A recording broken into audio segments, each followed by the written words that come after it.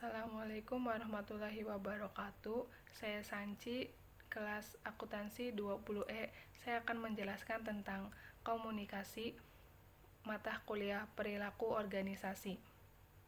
Yang pertama, saya akan menjelaskan tentang pengertian komunikasi. Komunikasi dalam organisasi merupakan proses penyampaian informasi yang akurat dan pemahaman atas informasi dari suatu unit pengiriman ke unit yang lain, penerima. Tidak hanya vital dalam perumusan tujuan organisasi, tetapi juga merupakan peralatan dan sarana penting melalui kegiatan organisasi. Komunikasi adalah suatu usaha praktek dalam mempersatukan pendapatan-pendapatan, ide-ide, persamaan pengertian, dan persatuan kelompok. Aktivitas komunikasi memiliki ruang lingkup yang sangat luas. Apabila kajian komunikasi dihubungkan dengan organisasi, timbul suatu kajian tentang komunikasi organisasi. Organisasi merupakan salah konteks penting dalam komunikasi. Selanjutnya ada fungsi-fungsi komunikasi. Komunikasi menjalankan 4 fungsi utama atau perusahaan, yaitu yang pertama, pengendalian. Fungsi komunikasi ini untuk mengendalikan perilaku anggota. Dengan beberapa cara, setiap organisasi mempunyai wewenang dan garis panduan formal yang harus dipatuhi oleh pegawai. Bila pegawai misalnya diminta untuk terlebih dahulu mengkomunikasikan setiap keluhan yang berkaitan dengan pekerjaan ke atasan langsungnya sebagai dengan uraian tugasnya atau sesuai dengan kebijakan perusahaan, komunikasi itu menjalankan fungsi pengendalian. Namun komunikasi informal juga mengendalikan perilaku. Dan yang kedua, motivasi. Komunikasi memperkuat motivasi dengan menjelaskan ke para pegawai yang harus dilakukannya, seberapa baik mereka bekerja, dan apa yang dapat dikerjakan untuk memperbaiki kinerja yang di bawah standar. Dan yang ketiga, pengungkapan emosi.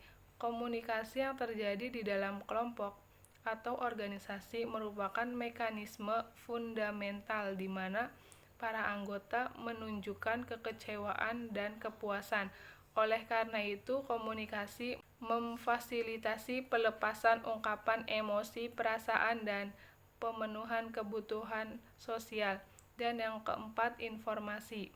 Komunikasi memberikan informasi yang diperlukan dan kelompok untuk mengambil keputusan melalui penyampaian data guna mengendali dan mengevaluasi pilihan-pilihan alternatif.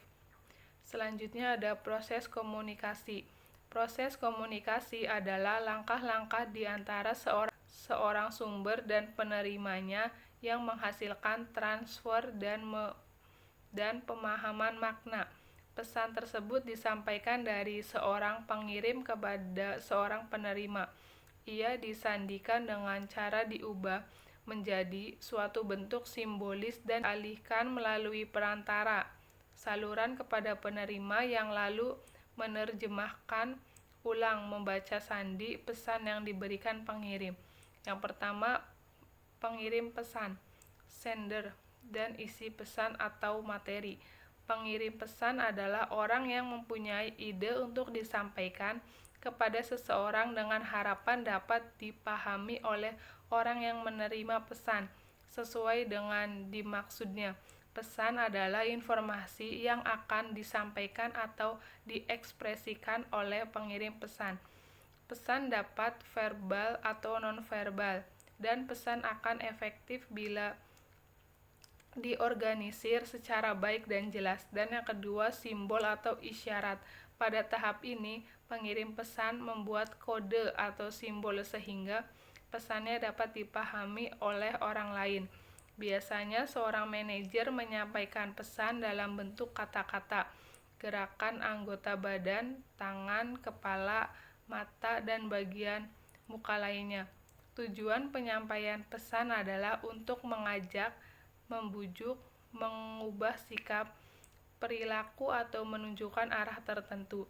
Dan yang ketiga, media atau penghubung adalah alat untuk menyampaikan pesan seperti TV, radio, surat kabar, papan pengumuman, telepon, dan lainnya. Pemilihan ini dapat dipengaruhi oleh isi pesan yang akan disampaikan, jumlah penerima pesan, dan situasi. Dan yang keempat, mengartikan kode atau isyarat. Setelah pesan diterima melalui indera telinga, mata, dan seterusnya, maka si penerima pesan harus dapat mengartikan simbol atau kode dari pesan tersebut sehingga dapat dimengerti atau dipahami. Dan yang kelima, penerima pesan. Penerima pesan adalah orang yang dapat memahami pesan dan si pengirim meskipun dalam bentuk kode atau isyarat tanpa mengurangi arti pesan yang dimaksud oleh pengirim. Dan yang keenam, feedback. Balikan adalah isyarat atau tanggapan yang berisi kesan dari penerima pesan dalam bentuk verbal maupun non-verbal. Tanpa balikan, seorang pengirim pesan tidak akan tahu dampak pesannya terhadap si penerima pesan. Hal ini penting bagi manajer atau pengirim pesan untuk mengetahui apakah pesan sudah diterima dengan pemahaman yang benar dan tepat. Dan yang ketujuh adalah gangguan.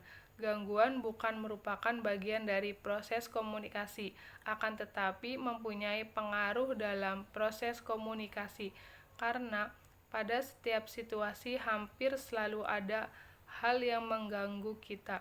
Gangguan adalah hal yang merintangi atau menghambat komunikasi sehingga penerima salah menafsirkan pesan yang diterimanya. Selanjutnya ada arah komunikasi.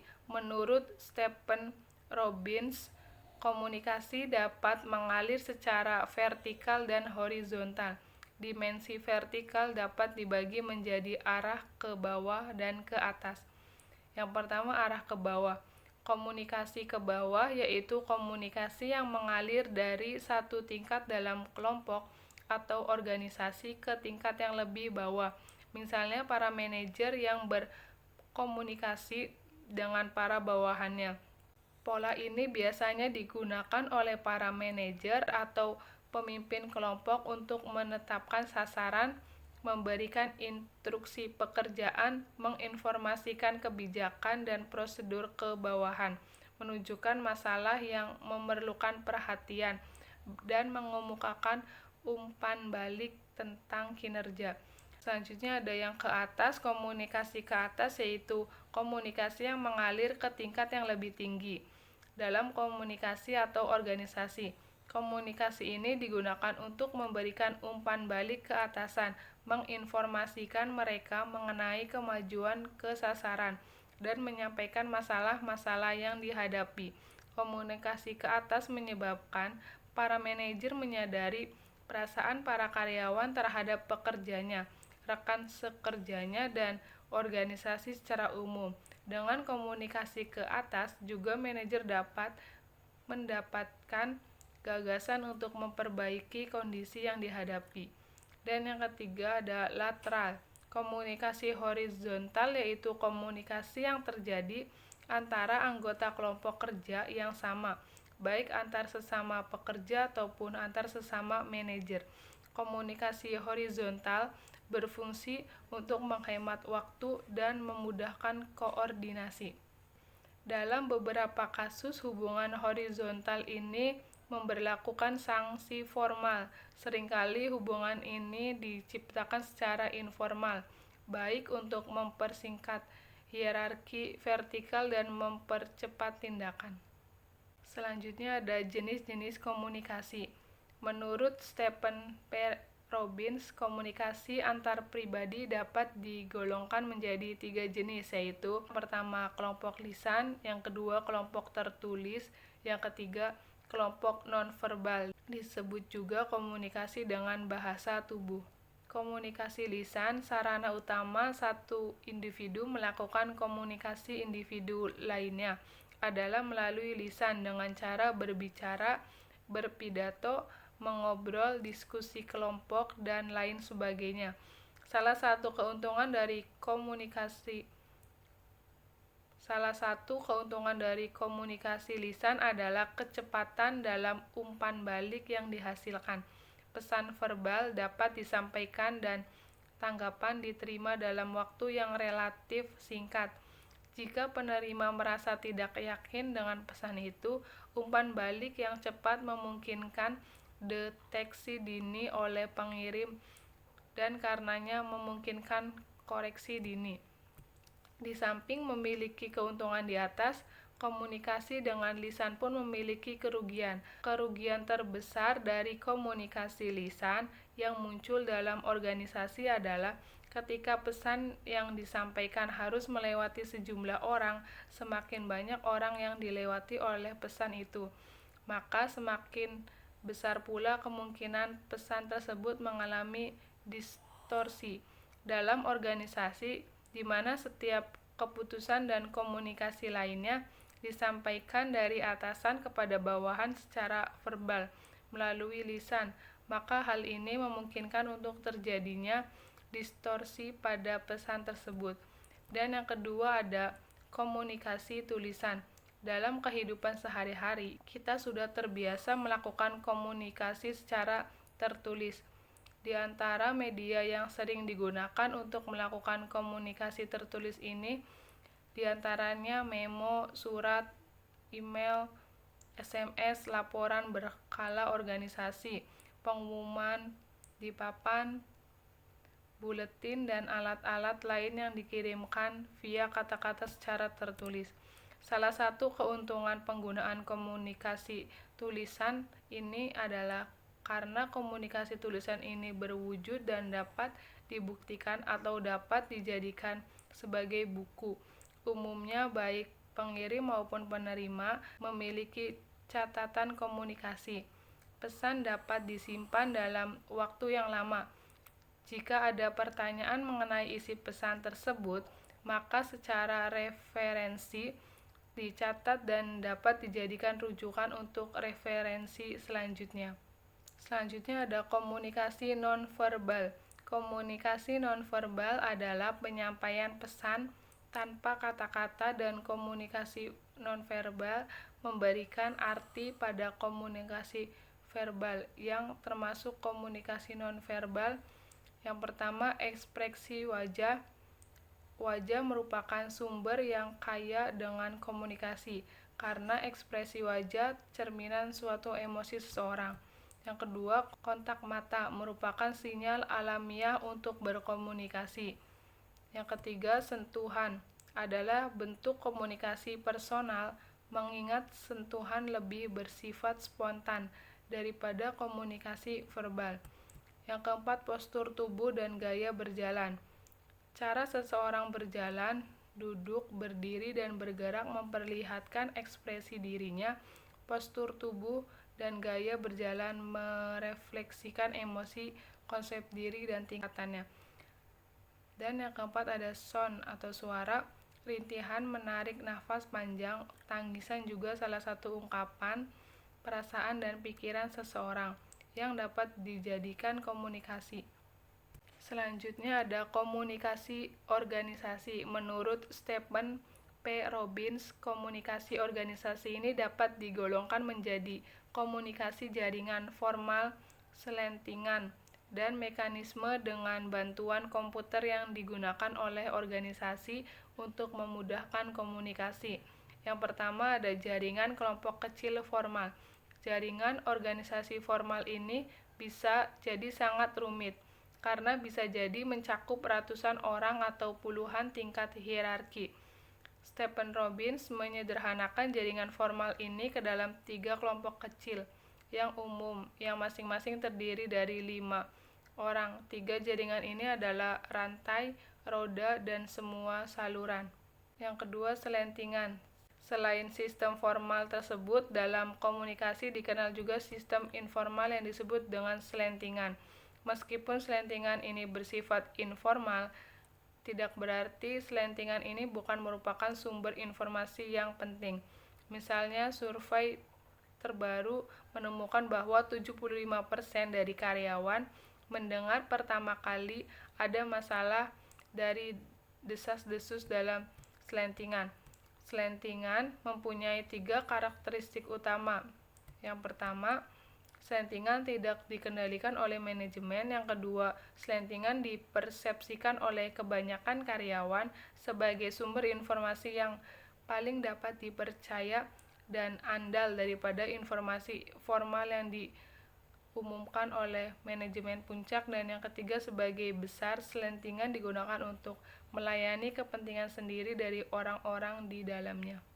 Dan yang ketiga, komunikasi dengan bantuan komputer. Dengan perkembangan ilmu pengetahuan dan teknologi yang semakin pesat dewasa ini, memungkinkan pula komunikasi dalam organisasi diterapkan melalui teknologi komputer. Keuntungan yang didapat tentu saja dalam hal kecepatan, keakuratan, dan kemudahan. Selanjutnya ada hambatan komunikasi yang efektif.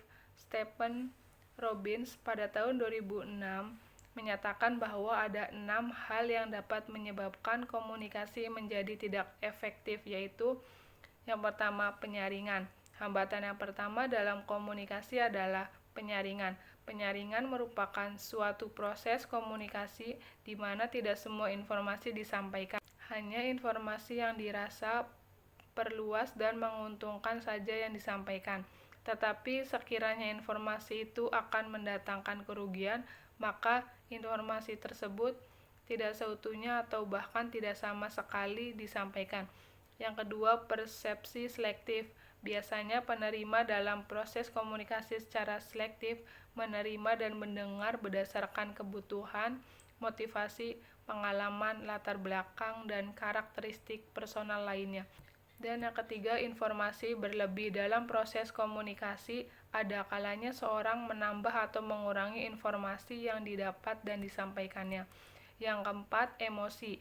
Emosi dapat mempengaruhi komunikasi. Misalnya, pesan yang diterima seorang ketika ia sedang marah atau kesal dibandingkan dengan ketika ia sedang senang atau ceria akan berbeda tingkat keefektifan komunikasinya. Dan yang kelima, bahasa. Dalam bahasa yang kita gunakan sehari-hari, kerap kali ada kata yang bisa mengandung banyak makna kita diucapkan. Usia, pendidikan, dan latar belakang budaya merupakan 3 dari variabel-variabel yang begitu mempengaruhi bahasa yang digunakan seseorang dan definisi yang diberikan ke kata-kata itu. Dan yang keenam, kegelisahan komunikasi.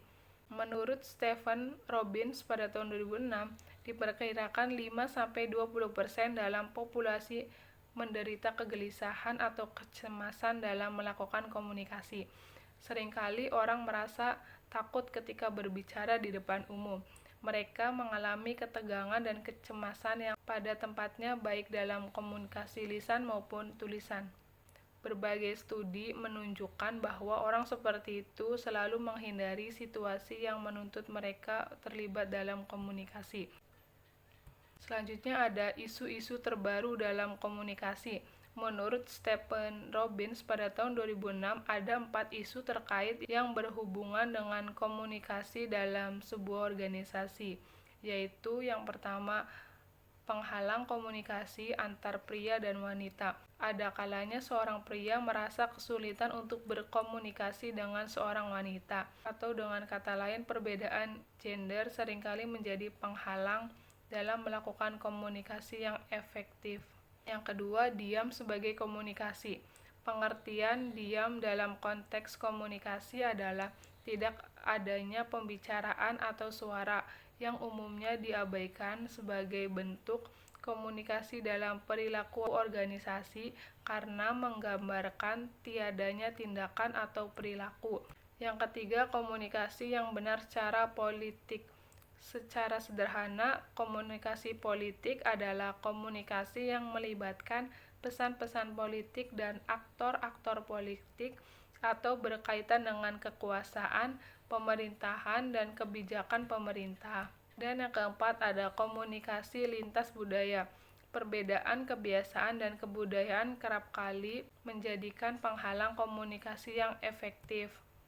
Menurut Stephen Robbins pada tahun 2006, sedikitnya ada 4 masalah yang dijadikan faktor budaya ini menjadi menghambat dalam komunikasi. Yang pertama, hambatan yang disebabkan oleh semantik, makna kata bisa berlainan untuk orang yang berbeda. Hal ini dikarenakan beberapa kata ada yang tidak bisa diterjemahkan ke dalam bahasa atau budaya lain. Yang kedua, hambatan yang disebabkan oleh konotasi kata. Yang ketiga, hambatan yang disebabkan oleh perbedaan nada. Dan yang keempat, hambatan yang disebabkan oleh beda persepsi. Biasanya orang yang berasal dari latar belakang budaya yang berbeda mempunyai pandangan yang berbeda dalam mempersepsikan sesuatu. Jadi kesimpulannya, komunikasi merupakan suatu proses yang mempunyai komponen dasar sebagai berikut: pengirim pesan, penerima pesan. Semua fungsi manajer melibatkan proses komunikasi. Proses komunikasi dimulai dengan adanya pengirim pesan yang mempunyai ide untuk disampaikan kepada seseorang agar dapat dipahami sesuai apa yang disampaikan. Kemudian, pesan informasi tersebut disampaikan melalui isyarat, simbol, baik verbal kata-kata maupun non-verbal, bahasa tubuh, melalui media komunikasi langsung tatap muka, TV, radio, internet, dan lain-lain. Setelah pesan diterima melalui indera, maka si penerima mengartikan atau menerjemahkan agar dapat dipahami olehnya. Setelah pesan tersebut dimengerti, maka ada tanggapan atau isyarat yang berisi pesan dari penerima agar pengirim tahu dampak pesannya terhadap penerima pesan balikan. Di samping proses komunikasi, di atas juga ada gangguan yang menghalangi suatu proses komunikasi yang akibatnya penerima salah mentafsirkan pesan atau isyarat tersebut. Arah komunikasi yang bisa secara vertikal ke atas maupun ke bawah dan secara horizontal. Hambatan dalam komunikasi yang efektif yaitu: yang pertama, penyaringan; yang kedua, persepsi selektif; yang ketiga, informasi berlebih; yang keempat, emosi; dan yang kelima, bahasa; dan yang keenam, kegelisahan komunikasi. Sekian dari saya. Wassalamualaikum warahmatullahi wabarakatuh.